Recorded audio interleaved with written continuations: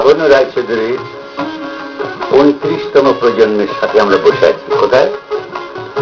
ব্যানাকি বাড়ি দুর্গা মণ্ডপে। এটা ভাবতে অবাক লাগছে যে এই যে মানুষগুলো, এই মানুষগুলোর মুখের দিকে তাকিয়ে আজ থেকে 300 বছর আগে, 350 বছর আগে কোন মুখ মনে পড়ে?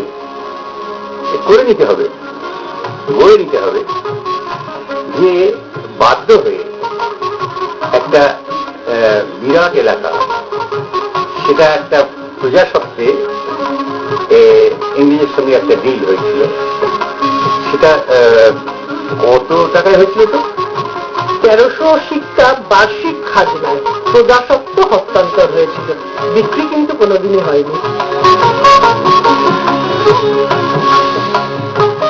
জন্মভূমি, মাতৃভূমি, এটা অত সহজে ওই বেনেদের হাতে তুলে দেওয়া যায়? তারা হয়তো শক্তিশালী ছিল, তারা নানা রকম কৌশল অবলম্বন করতো।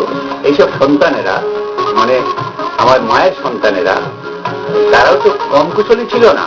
তারাও কি করে জানে যে মায়ের মর্যাদা রক্ষা করতে হয়, সম্ভ্রম রক্ষা করতে হয়।